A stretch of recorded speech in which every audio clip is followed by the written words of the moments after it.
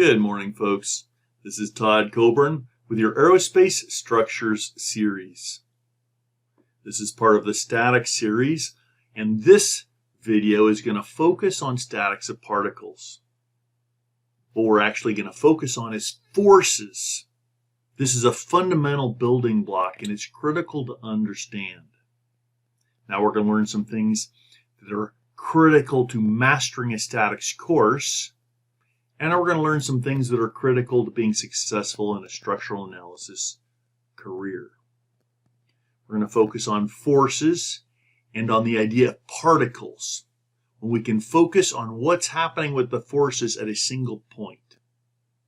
This is a key building block, because later when we deal with rigid bodies, if we haven't mastered what happens when all the forces pass through a single point, we won't have a chance. Let's see how it works.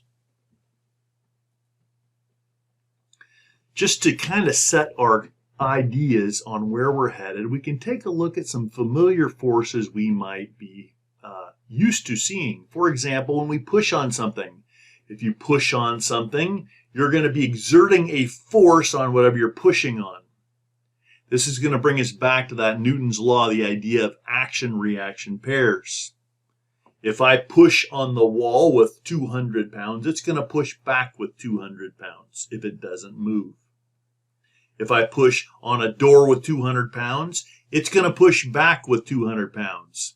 If it's incapable of pushing back with 200 pounds and it pushes back with less, it will accelerate. Then we get into dynamics, which is the next course. So if this guy is pushing on the door and pushing with a certain force, and if that door doesn't move, which means we're in a static case, things aren't moving, then that means it's pushing back with the identical force that I'm pushing with. The same thing occurs if we pull on the door. If we pull with a force, and if the door does not move, we know the door is pulling back or reacting against us. Action-reaction pairs. I pull with a force, it reacts with the same exact force.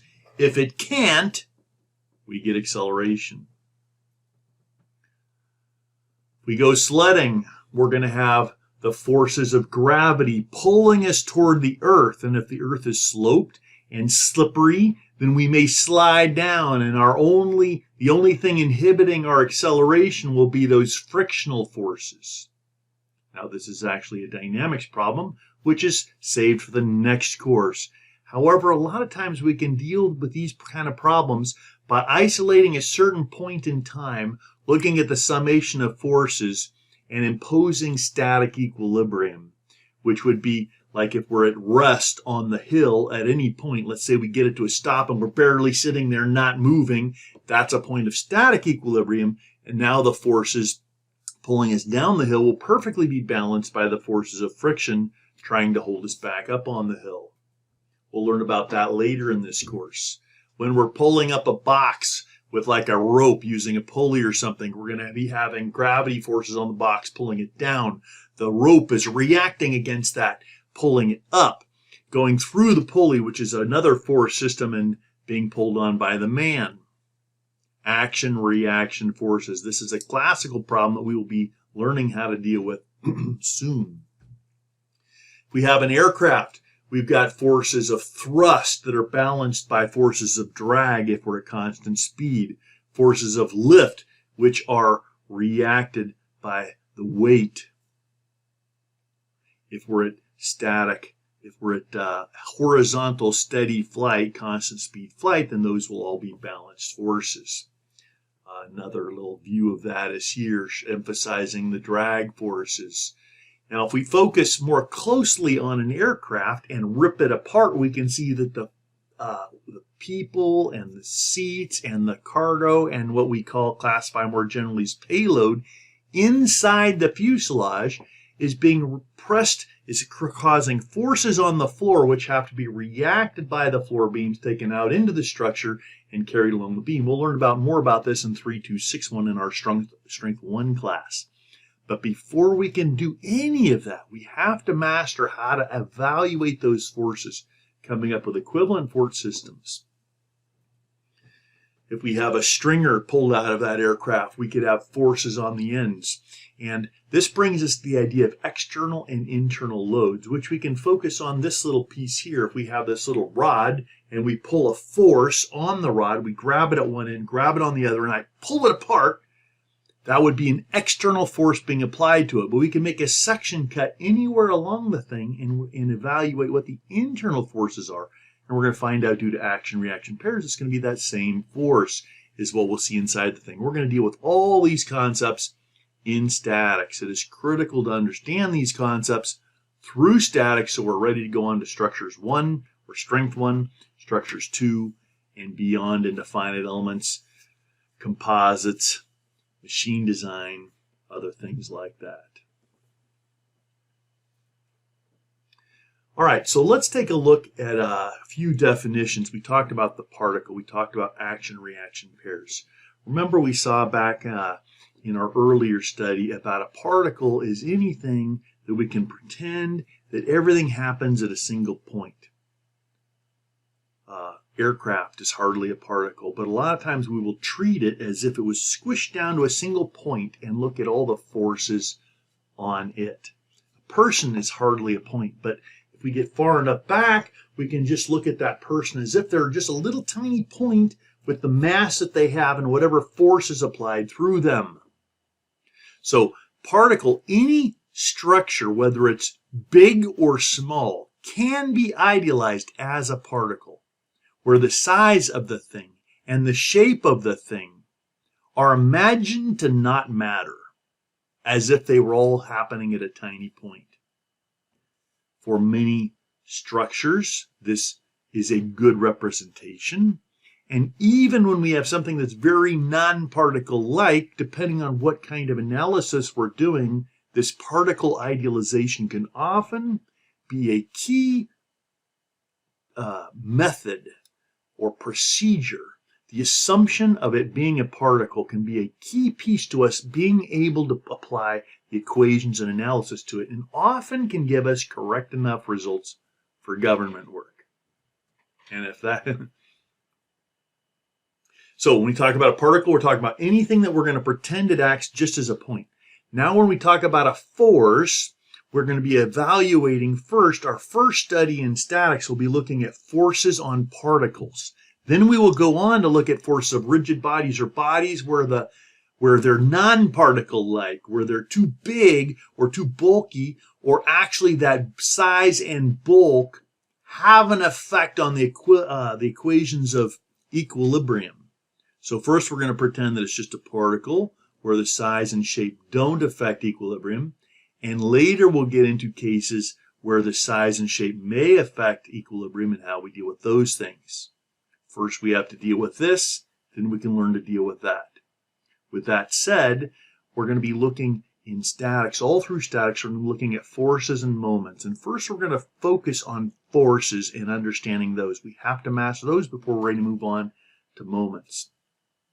A force, as we learned in physics, is characterized by a magnitude. That's usually what we focus on. That force has a magnitude.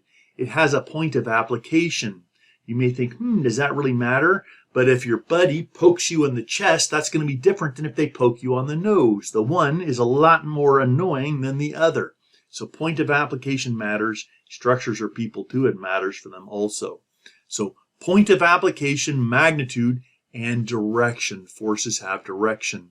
If we push on our buddy, that's going to have a different effect than if we pull on our buddy. If you're in football, you learn that sometimes the switching of the pushing to the pulling can have a major effect on overcoming your adversary. Forces are people too. We're going to be looking at points, particles, forces. Those forces are applied at some point. They're going to have a magnitude and a direction. Having mastered those concepts, we're going to be ready to start looking at the different components of those so we can analyze those things. This little point here, we see a point A. We've got a force of magnitude 10, and the direction is 30 degrees above the horizontal. Has a magnitude, it has a point of origin, and a direction. When we talk about the resultant, what we're going to be talking about is that action-reaction pair idea that we got from Newton's law. If we have the resultant would be the combination of any set of vectors. So if we have a single vector force, then we know all about it. We have its magnitude and direction. If we have two forces and we want to know about the resultant, we would then have to put those together, add them together. Now we're not going to be able to use standard addition. We're going to use vector addition, which is very similar with a couple little tricks that you should have learned actually in physics. In this little example here from Beer and Johnson, we see we have two vectors. We have P and Q. We see they have different magnitudes. We can see that by inspection. We see they have different directions. We can see that by inspection. And if we want to know what the combined effect is that they have on point A, which is the point where they're being applied, what we can do is combine these two vectors, P and Q, to find the resultant, or that equals, right? P plus Q equals what? That's the resultant, which is shown as R. Got it?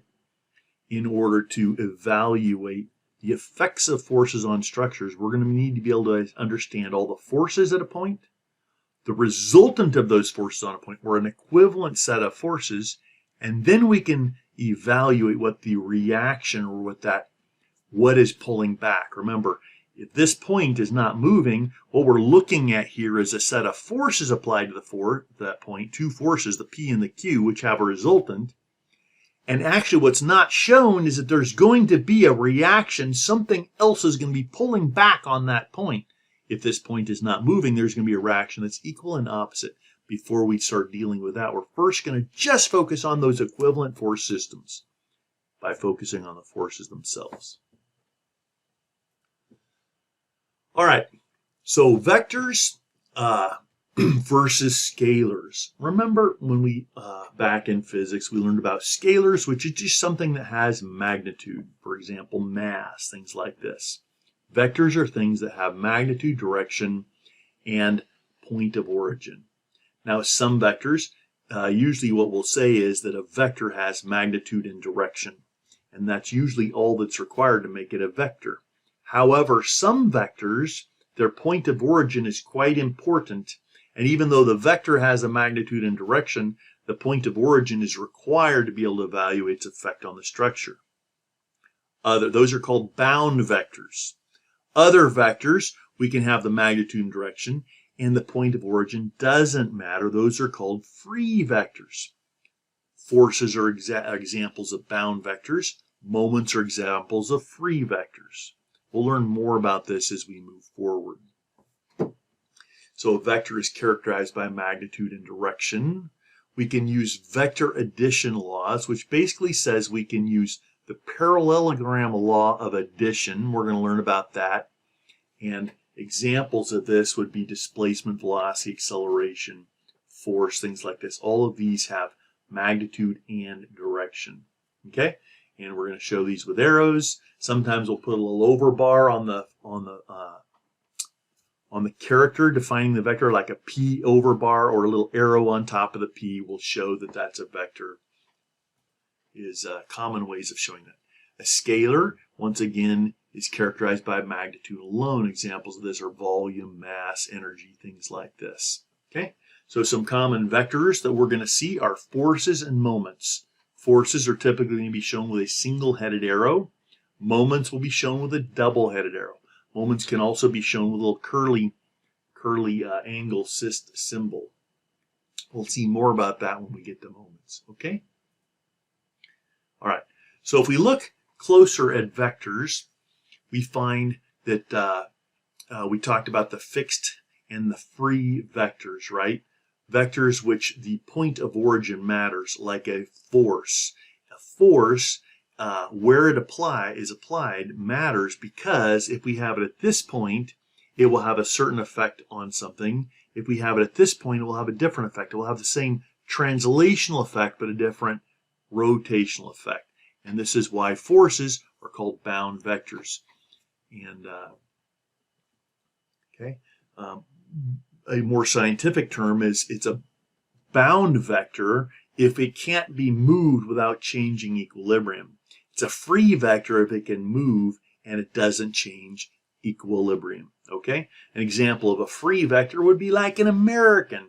Moments are like American vectors because they can go live wherever they want. If you don't like your place, you just move. You don't have to ask anybody, buy anybody off. Bound vectors are like Russian vectors because they have to pay off the government in order to move, or at least at points in history. That's been true in many countries. It may not be true today, but so bound vectors if you move them, they change equilibrium. Free vectors, if you move them, it doesn't change equilibrium. Okay? All right. Equal vectors have the same magnitude and direction. So if you have two vectors, they have the same magnitude and direction, they're equal. Duh, it seems kind of trivial, right? Point of application doesn't matter. They're equal if they have the same magnitude and direction. A negative vector is just the opposite, same magnitude, opposite direction of the vector. Once again, where it's located doesn't matter. Got that idea? Okay. Now, if we look at vector operations, we're going to use a few of these a lot. One of them is putting the vectors together tip to tail. So when we're adding numbers, we just say 2 plus 4 equals whatever, right? But when we're adding vectors, it's not as simple as that. It's not just magnitude. Unless they're exact same magnitude and direction, we can't use that simplicity. We need to use vector operations, and one of those is tip-to-tail addition. Now, whether we're solving a problem graphically, where this is critical, or analytically, where this is also critical. When we're doing it graphically, we're going to put them tip-to-tail, draw them out to scale and measure them. When we're doing an analytical solution, we still need to carefully lay out the vectors tip to tail and then construct our diagram for solution and then place all the pieces of information, and then we're going to apply trig to solve these things and imposing equilibrium on top of that. So tip to tail means, let's say we have a couple forces acting at point A here. Let's say we have P and Q. They are two different vectors. They have different magnitude, different direction, but they're both applied to point Q. If we want to find out the cumulative effect on point A, what we will do is add them together.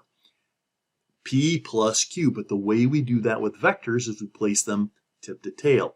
So we can start by placing either vector through A, or the origin of it is an A, and it acts in its direction with its magnitude direction. For example, P here.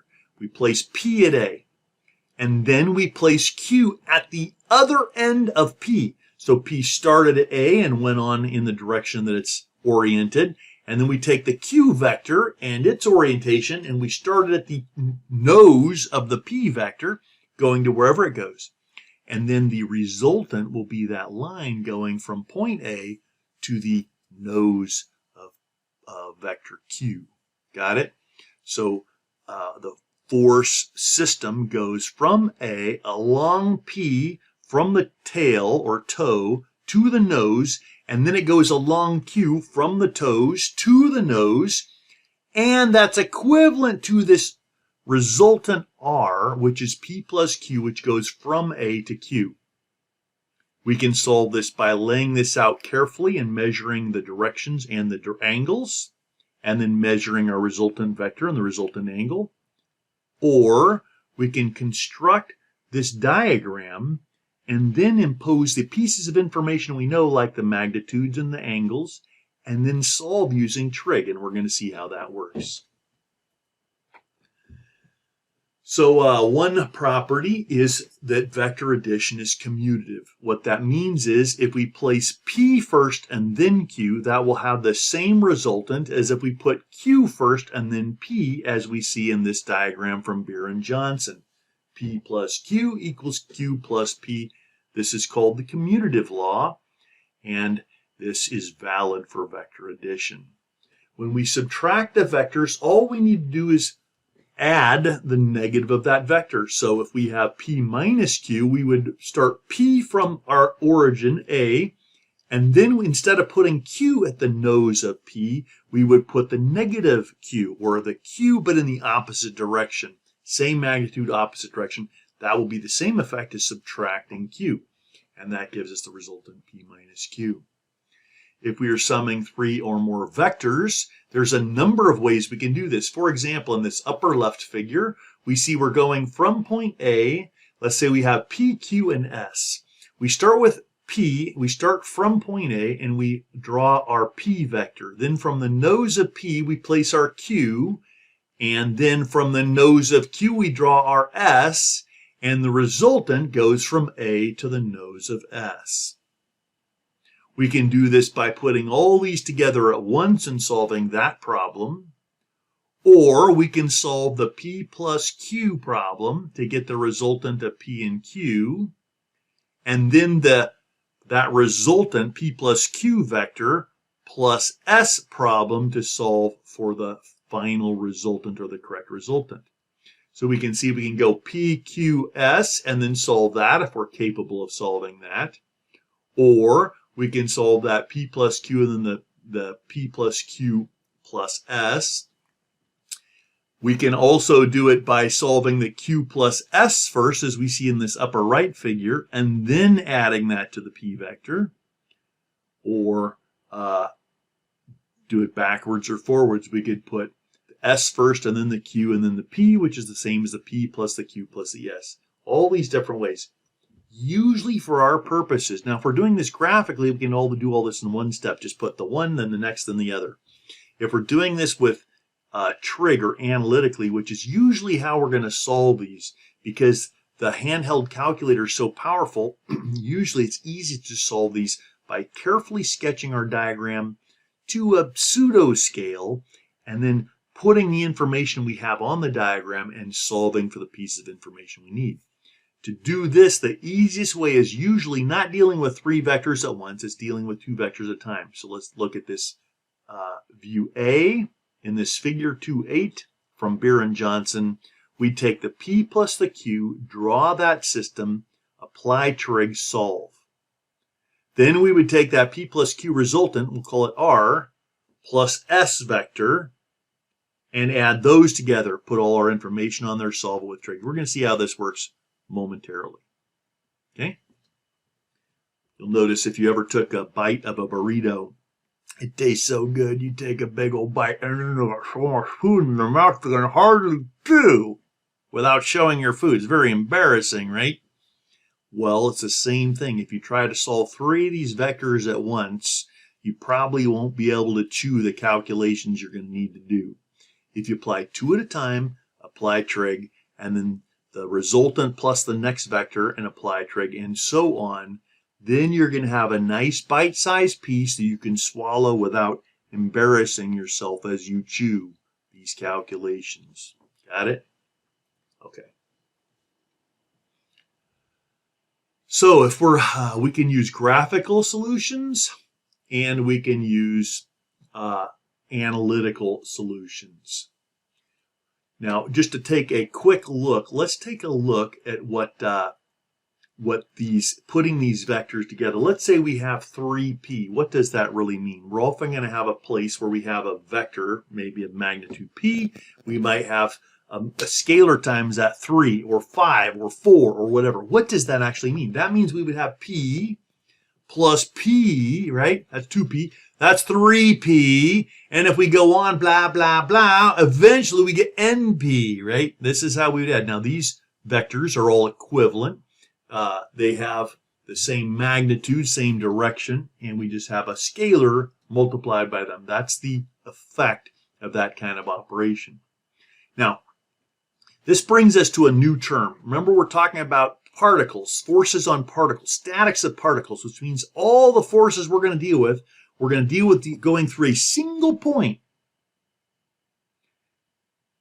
Actually, we may deal with multiple points, but whenever we do, each time we're going to assume that the application of forces doesn't change equilibrium. It wouldn't change if we dealt with this as a particle or as whatever else. So in this particular case, we see point A. We're dealing with forces at point A. We've got P, Q, and S. All those are passing through point A. In order to put these together, once again, we're going to make them tip to tail, right? Head to tail. We're going to put one vector through point A, and then the next vector from the nose of that first vector to its end, and then the next vector from the nose of that vector to its end, and so on. When we get done putting all our vectors, in this case it's 3 vectors, we then draw the resultant from point A to that point. As I said before, it's easiest generally to solve 2 vectors at a time and then 2 vectors. So we solve P plus Q, and then that resultant of PQ times combined with S. All right? Now, the term that I said we were going to need to identify is concurrent. The word concurrent is just a fancy word that means all forces through a point. If we have a concurrent set of forces, that means all forces pass through a point. In this particular case, we can see that P, Q, and S are concurrent because they all pass through point A. Got it? They're concurrent forces. If a force was over here, let's call it J, that's not a concurrent force because it's not going through this point. Now, if that force J has a line of action, if you take J, let's say J is up here, and if you can extend the line of action down through that point A, then it's still a concurrent force because the direction vector of that force goes through that point.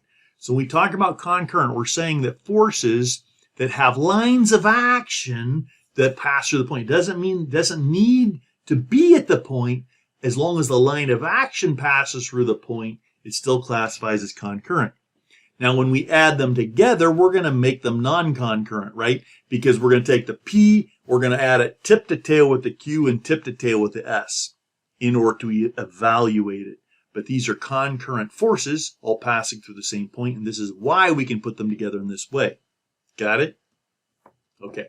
If we come up with a system of forces that are not concurrent, where the line of action of one or more of them does not pass through the point, like this vector, this passes through the point, these are all concurrent, this is concurrent, but this is not concurrent because the line of action doesn't pass through the point.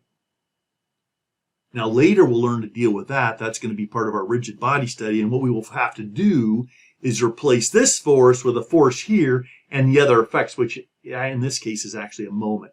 That means we'd end up having to move this to this point, put the force there, and add the moment that's due to that being offset. We'll deal with that later. We're not ready to deal with that. What we need to deal with now is understand concurrent forces means the line of action of each and every vector passes through that point. If the forces all have a line of action passing the point, that is called concurrent. You got it. And we can use these methods to put them together. All right.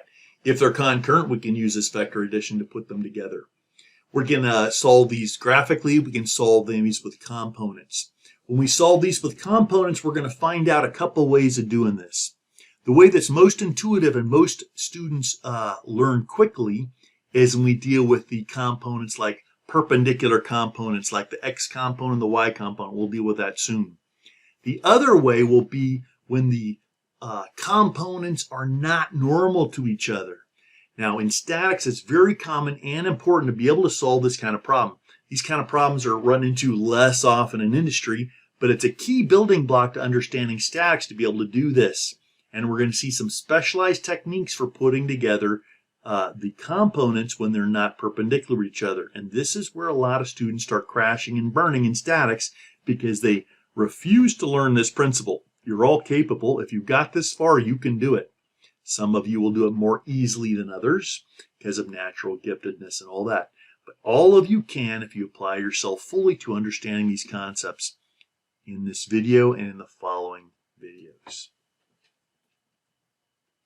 All right, so how do we determine the components of vector? Let's get down to where the rubber meets the road.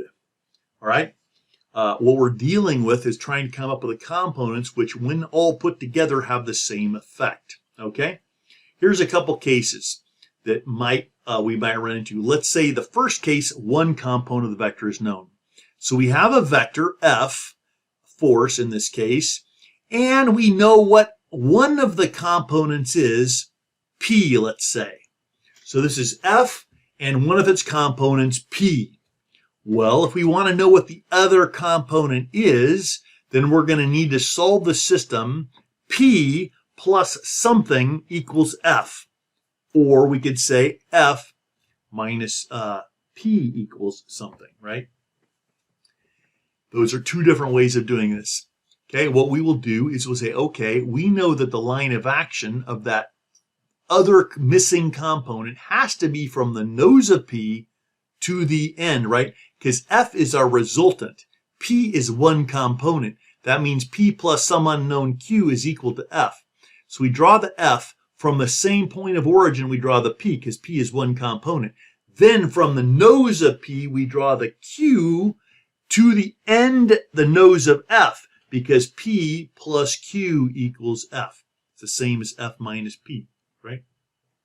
So we have P plus Q equals F. We draw that component, and then we solve this system. We can do this graphically, which means we would say, okay, F is at some angle. We've got the magnitude. P is at some angle, starting at the same point. We've got the magnitude and direction, We draw a line from here to here. We measure the magnitude. We measure the angle. Boom, done. That's a graphical solution. An analytical solution would be to draw the P and draw the F from the same point. Sketch the Q vector, then figure out what these angles are and what magnitudes are. We'll know some angles and we'll know some magnitudes. We won't know others. Then we're going to apply the law of sine and cosine, as we're going to see in a moment. Okay. Another type of problem is when the lines of actions of the components are known. For example, when we want the X and Y components, that's one of the most common cases we're going to run into. But these components may not be perpendicular to each other. So for example, if we have this vector, and let's say we have the line, let's say we want to know the components along this line of action and this line of action, all we do, if we're doing this graphically, we'd say, okay, we got this line of action from the origin. We can just take our scale, lay it along there, or a ruler, lay it along there at that angle, and then slide it. Now that's going through the toe, right? Slide it over until it passes through the nose without rotating it at all. Draw the line there, and then do the same thing. We'll take this other one, slide it till it goes through the nose. Looks like this. That's sliding that one vector over. This is sliding that other. You'll notice these two lines are perpendicular, or excuse me, they're parallel to their components. So this first one is parallel to this semi-vertical axis. We just take that line of action, we slide it over going through that point till it goes through the nose. And the other one, we take this line of action, we slide it over till it goes through the nose. Now we have our forced triangle. We can take either the upper triangle or the lower triangle to solve this puppy, as we're going to see how to do that soon. Okay? All right. So I've been promising you to lay this out. You've already learned the law of sines and cosines back in physics and trig in high school probably, or in your earlier college classes. Regardless, we will review it quickly. If you have a triangle, any triangle, you can apply the law of cosines. The law of cosines relates the angle of each angle to each length. Okay? So if we call the angles A, B, and C, and the lengths big A, big B, and big C, or capital A, B, and C, then the law of cosines says this. It says A squared equals B squared plus C squared minus 2BC cosine A. Or we can write it this way, or we can write it this way. This is three of the same ways. The way I learned it was this third equation. We're focusing on the long, calculating the long one, where C squared equals A squared plus B squared minus 2A times B times cosine of C, which is the angle between the those A and B vectors. So you look, we're calculating C, and we're going to use in our cosine equation, we're going to use the angle that's opposite to C. You'll notice for each of these this is true. If we're going to calculate A, like this first equation, we're going to use the angle that's opposite. If we're going to calculate B, we're going to use the angle that's opposite. So if we want A, we're going to use the length, we're going to be calculating the length of A. We're going to be using the angle that's opposite that, which I'm calling A here, or alpha. And we're going to use the magnitude of those two sides, those other two sides, the B and the C. If we're calculating big B, we're going to use the angle that's opposite with the little b, or beta, and the two magnitudes of the sides, A and C. If we're calculating C, we're going to use the opposite angle, little c, and we're going to use the two sides A and B. If you memorize one of these, c squared equals a squared plus b squared minus 2ab cosine c, this is the way I learned it, then you can easily translate this to the other two whenever you need them, or just re-identify them so that same formula always works.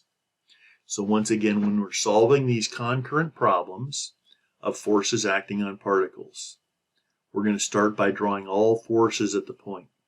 We're then going to add them together by taking any two vectors and adding them together, drawing our triangle, identifying our angles, and then calculate. And then if there are more forces, we'll do that one next, and we'll draw our little triangle and calculate. We'll often use the law of sines. Generally, that's easiest to use the law of sines first. Some kinds of problems we'll find it's easier to use the law of sines first. This is the law of cosines. It's commonly one of the easiest ways to solve these. Sometimes it's easier to start with the law of sines. Let's see how that works. This is also back from physics. Once again, the law of sines says that any length, the ratio of any length to the sine of the angle is the same as all the rest. So, and we're going to put the sine of the angle on the numerator, okay? So the sine of A divided by the length capital A is equal to the sine of B, which is this little angle, over the length that's opposite of the opposite leg, which I'm also calling capital B, which is equal to the sine of C, that third angle, divided by its opposite length.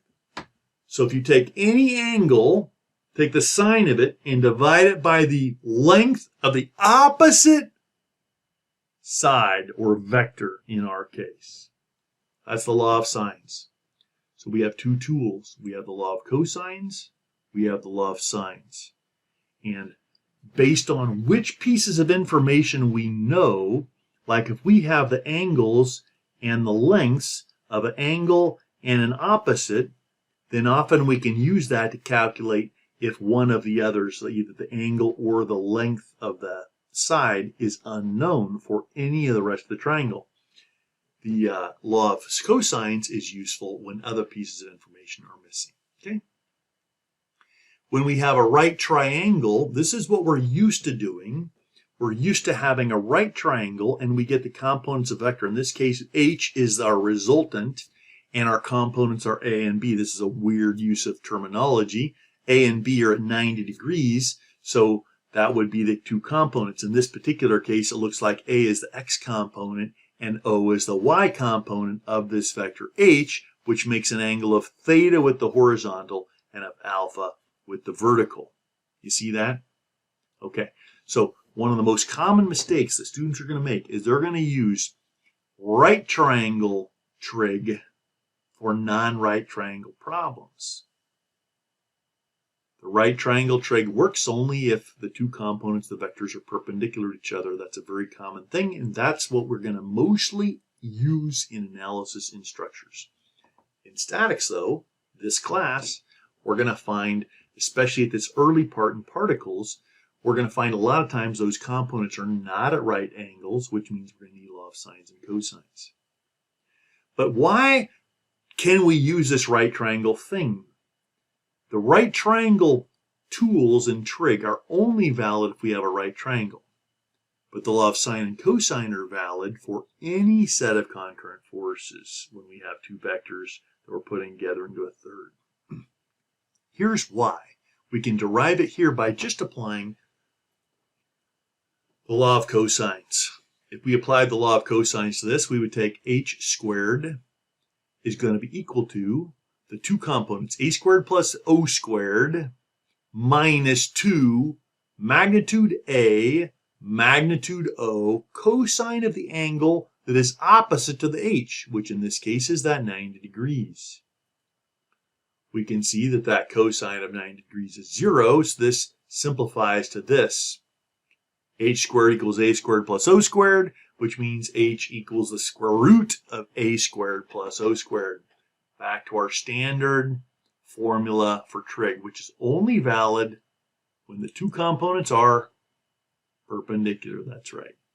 Okay? Now, that's our first building block. Next, we can use the law of sines. If we use the law of sines, that means the sine of alpha is equal to over A is equal to the sine of theta, which is over O, which is equal to the sine of 90, which is over H. And since the sine of 90 is 1, we then can apply trig and find that this is true. Cosine of theta. Okay?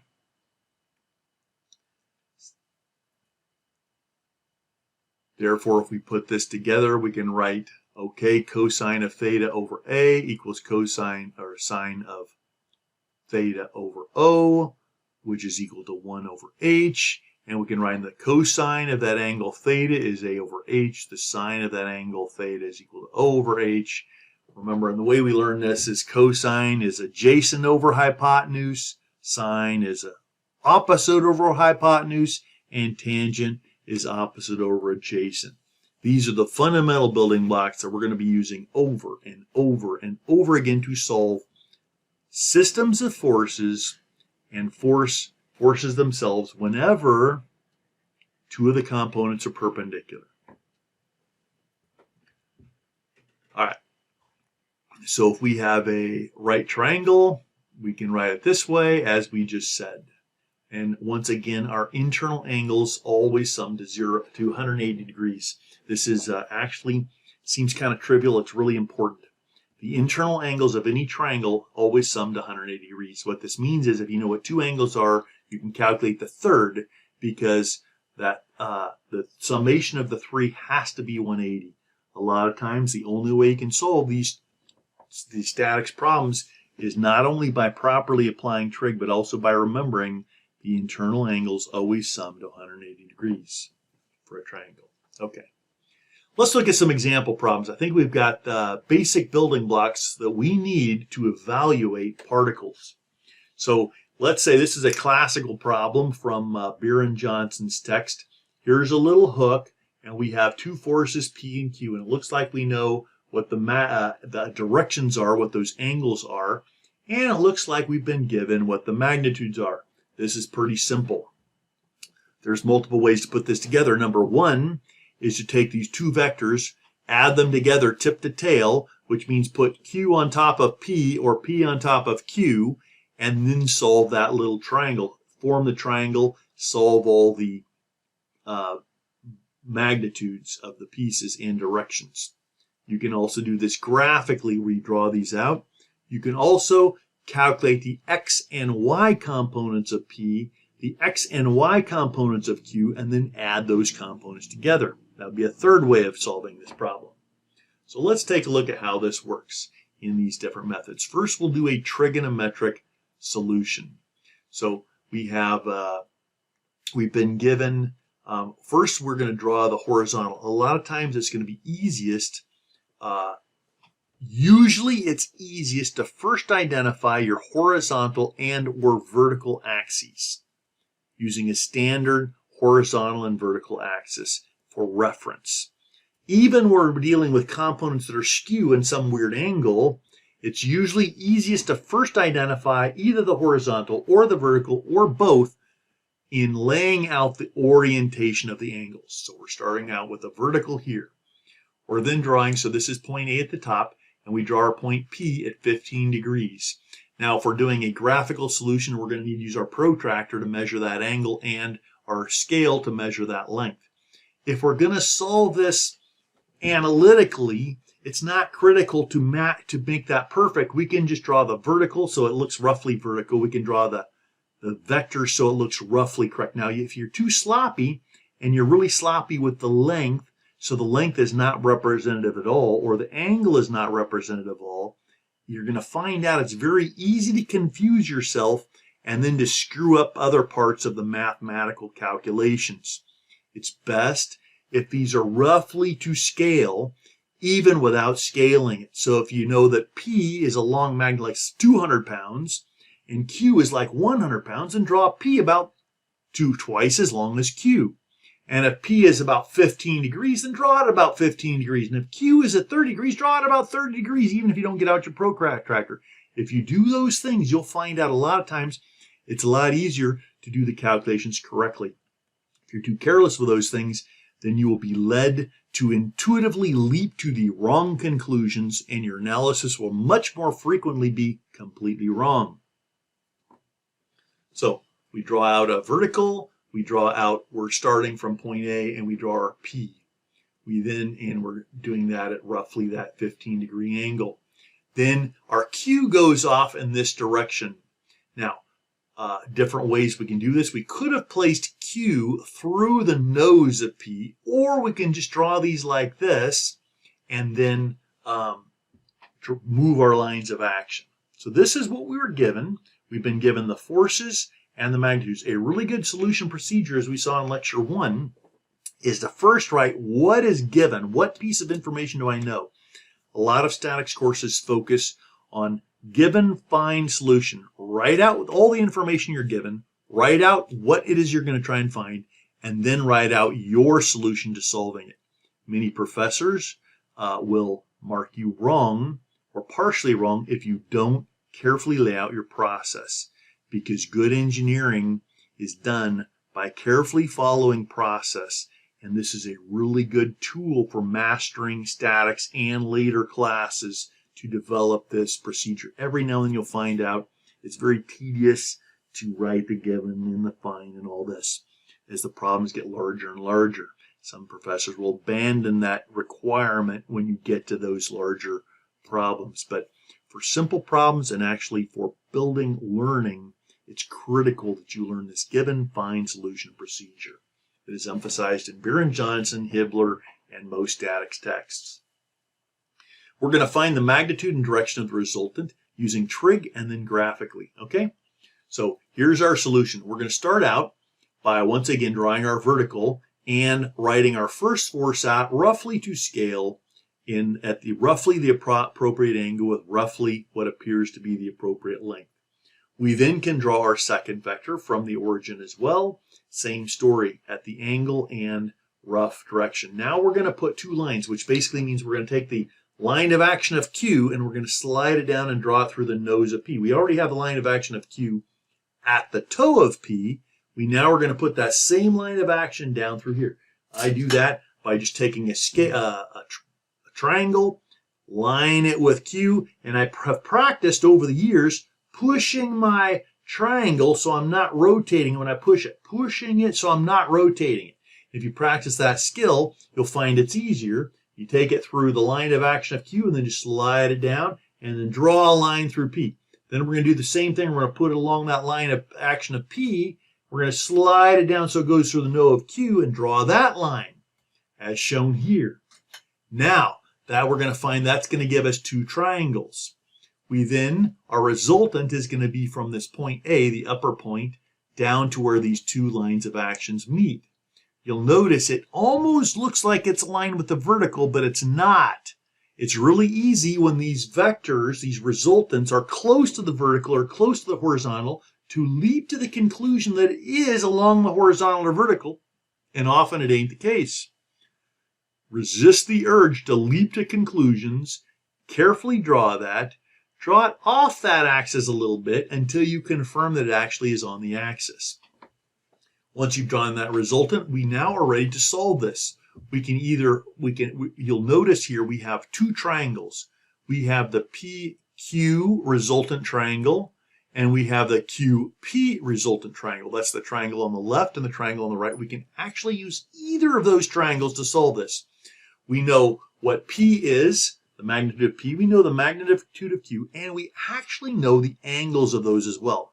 However, the angles that those make with the vertical are not the angles that we need to use to solve this. We will need those angles. We're going to need to convert them to the angles of our triangle, which are probably different. Okay? So stay tuned. So we've got our vertical.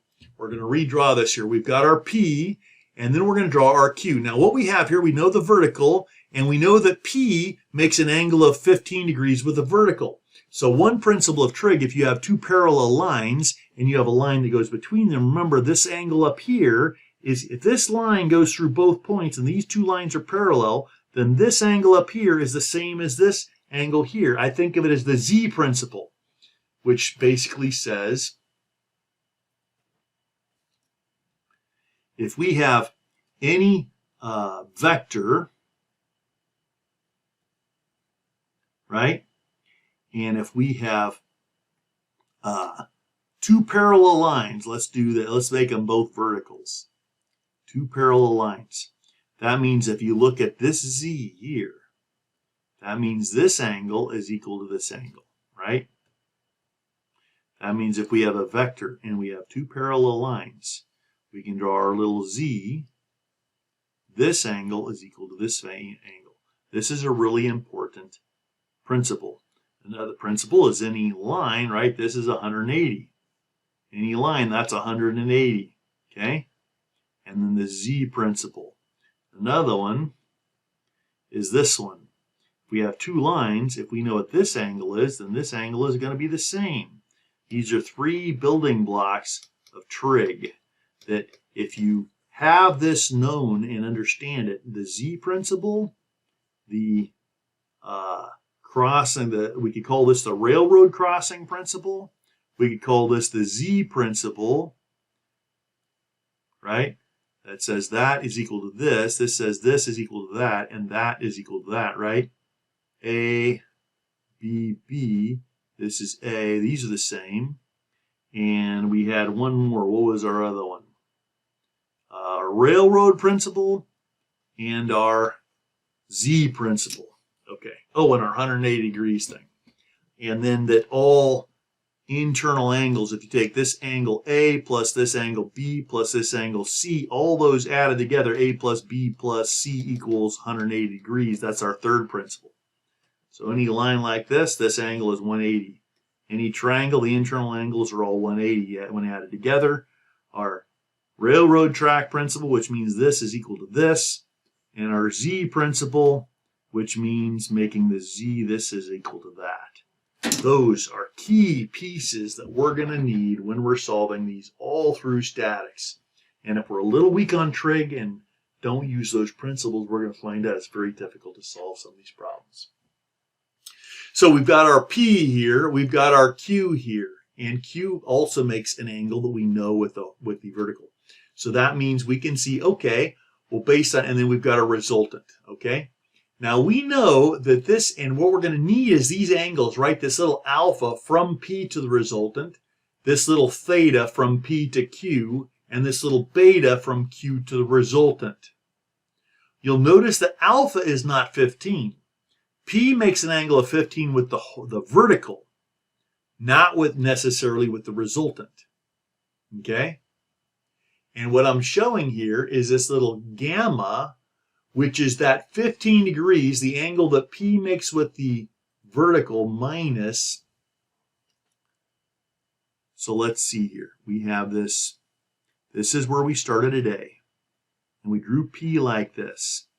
And now what we're saying is, once we've added our Q here, I'm going to make this a little more exaggerated. This is our resultant, R. You'll notice, let me erase this and do this again since I did this so bad. In order for you to understand it, you're going to need to see it more clearly. Okay, let's say we've got point A here, and we've got P going out like this, and we've come up with Q like that. And this is the vertical, okay? Our resultant now is from there to here. That's R. This angle here was 15 degrees, but that's not the angle we need. The angle we need is this alpha that's in here. Oops, I did that not very clearly. This alpha here, okay? This little angle in here, I'm calling gamma.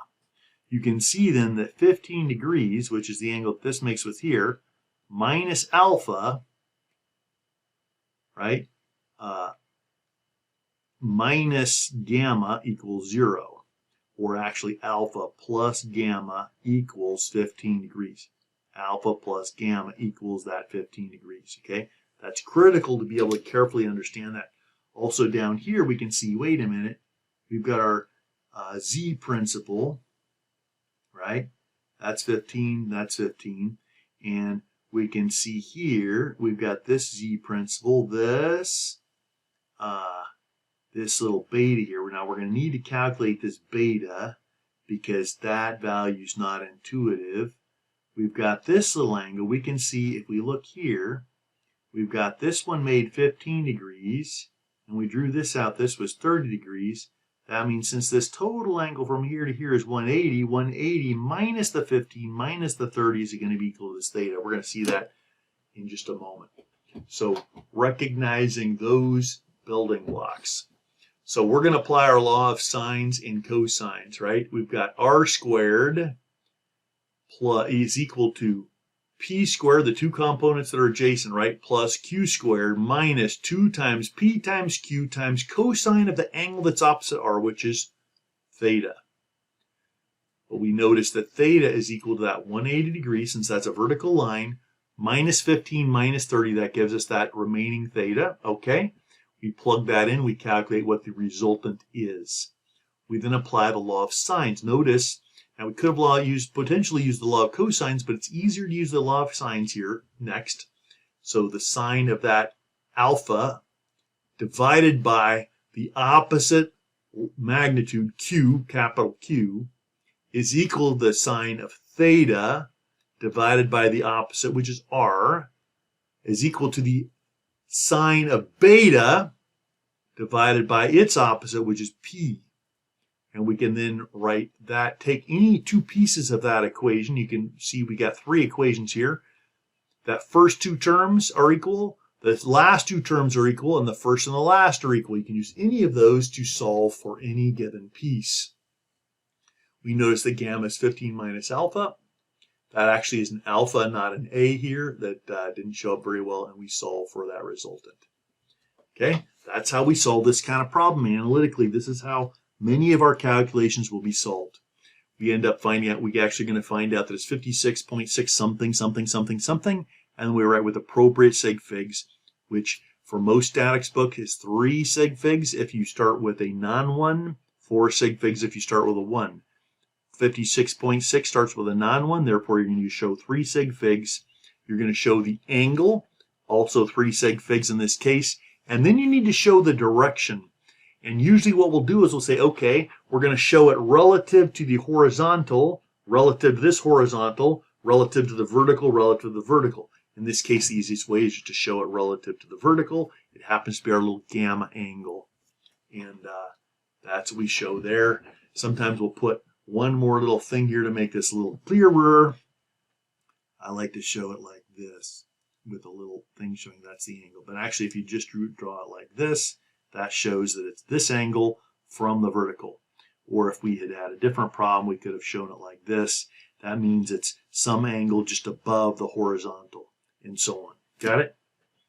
So if you, in statics, if you do not show both magnitude with appropriate sig figs and direction with appropriate sig figs and a figure showing precisely what direction you're talking about, your number should be marked either completely or partially wrong, because we need to communicate clearly the magnitude and direction of the vector.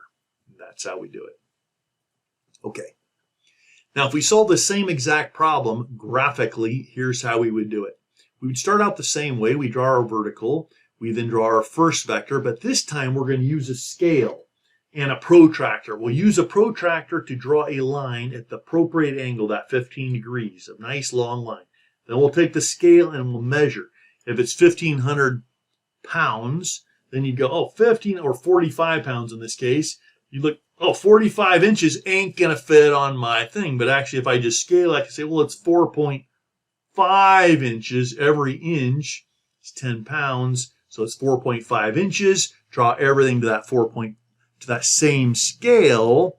And then that will allow you to later measure your resultant and then factor it back into the appropriate scale. We then draw this. In edits, use the protractor to draw the line of action, measure it with the scale the length. Then we draw a line parallel to our Q through the nose of P, and a line parallel to our P through the nose of Q. We then draw our resultant going from point A to the intersection of those two parallel lines, and then we can measure first the magnitude or the length of it, and then scale it back. If we measured 5.2, that means that's 520 pounds. And then we can measure that angle. That's how we do it. Got it? We could have done that with the parallelograms, or we could do it this other way, which says do this one, do the next one tip to tail, and then measure that. Either way, we should come out with the same ones. You'll notice your analytical numbers will be more accurate. Your graphical numbers are a little easier. But nowadays, students are getting a weaker foundation in engineering graphics and a stronger foundation potentially in the analytics. So for most students, the analytical method is probably the best one to use. All right, here's another type of problem. Let's say we have this force P, and we say, okay, we want the components of this. Now, the way we'd often want the components, we want the X and the Y components. But in this case, some knucklehead professor said, hey, I want the components along A prime and B prime. Okay, no problem. That shows the two lines of action. The easiest way to solve this is just take the one line of action, it's already through the toe, put it through the nose. Take the other line of action, it's already through the toe, put it through the nose.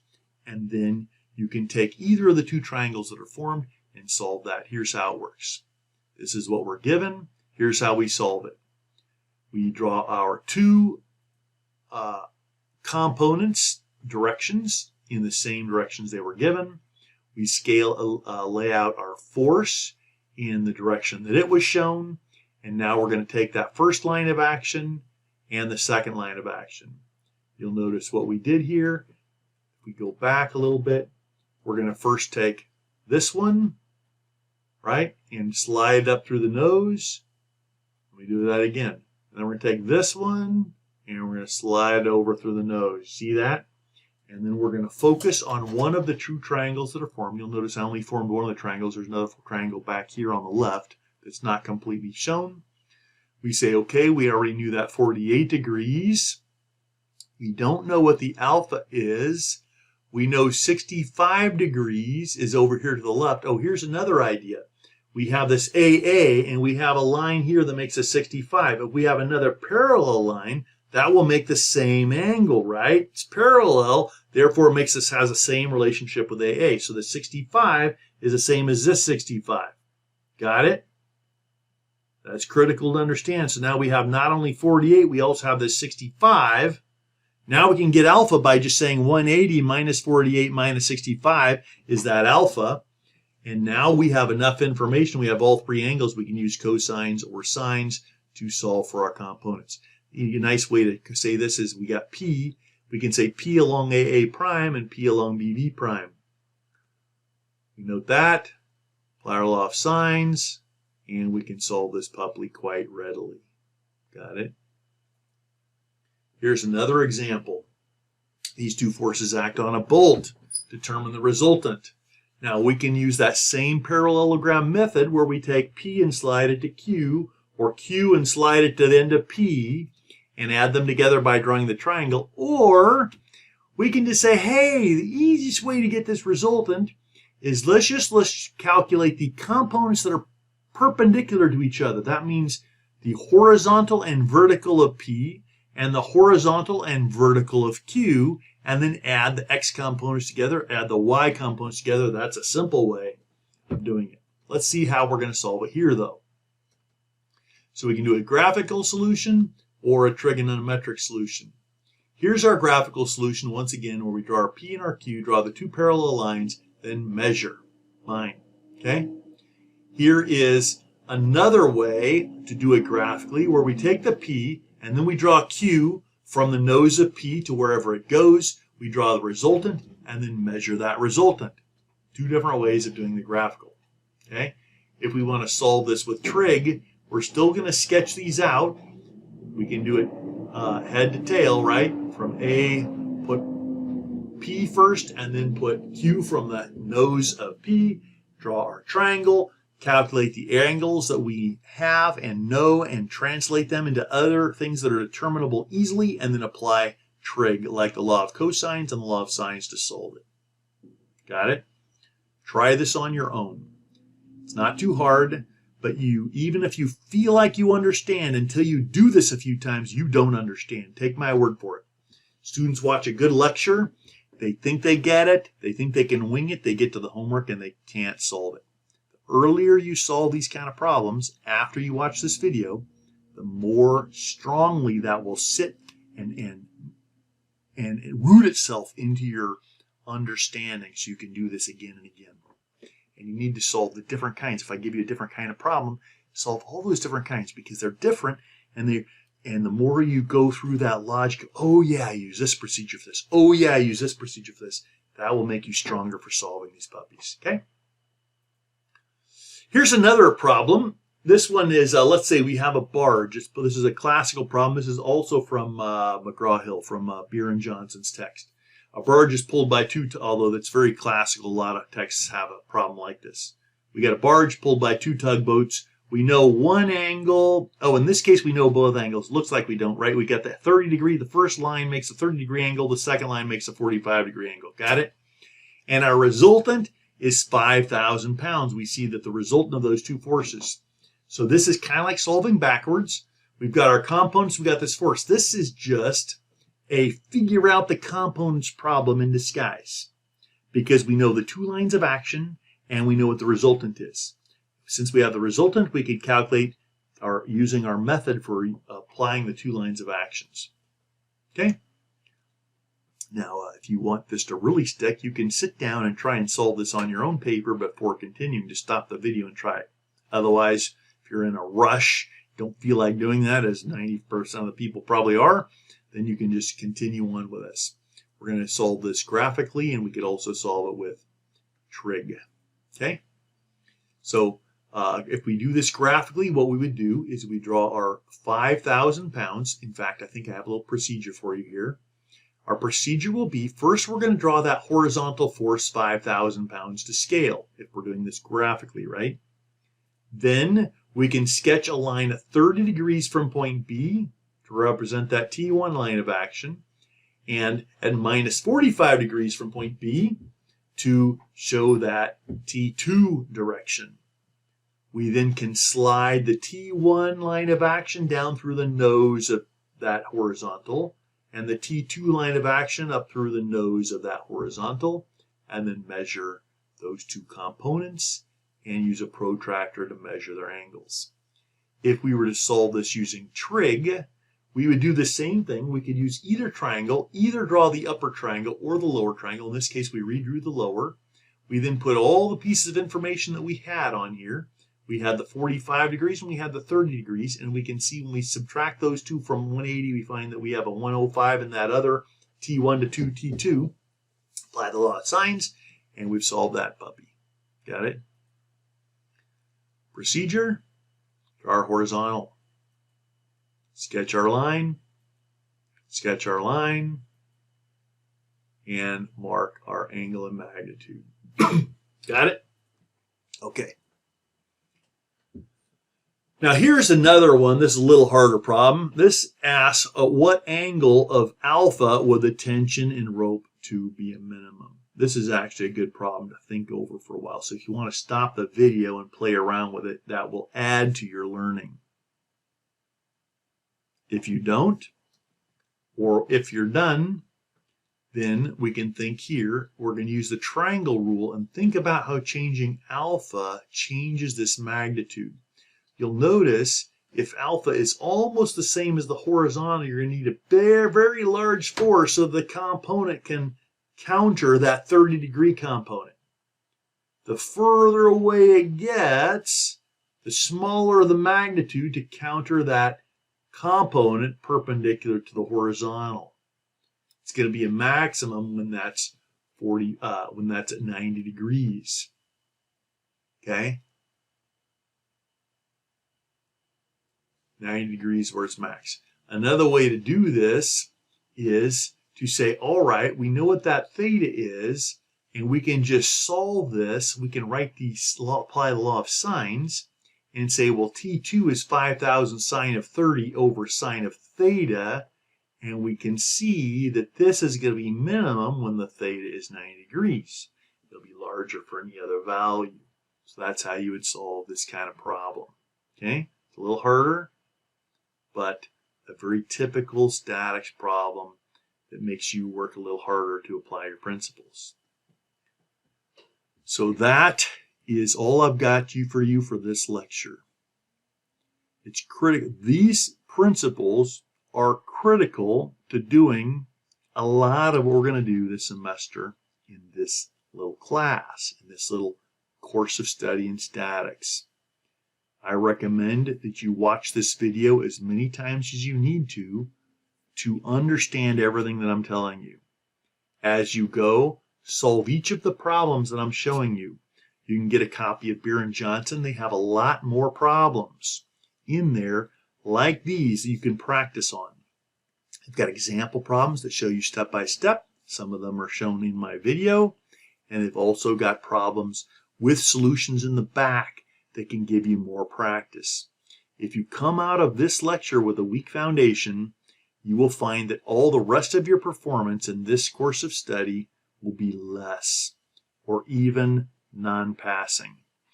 Approximately 40 to 60% of static students worldwide do not pass the first time. In aerospace at Cal Poly Pomona, you need a C or better to pass. Many other programs a C- will do, not in aerospace at Cal Poly. That is going to increase the number of people that don't quite make it over the chinning bar of understanding. However, this chinning bar for this lecture is critical. And the reason is that a lot of what we're going to build in the rest of this course of study is going to assume that you can do the things from this lecture flawlessly and efficiently. If you take too long, if you have to stop and think too much, you will not have time to solve the more complicated problems that are going to need these principles to be like addition to us. It's going to need to be like this. Got it? So, watch the video, practice the problems, come back and learn more once you've mastered this video. Best of luck. Enjoy.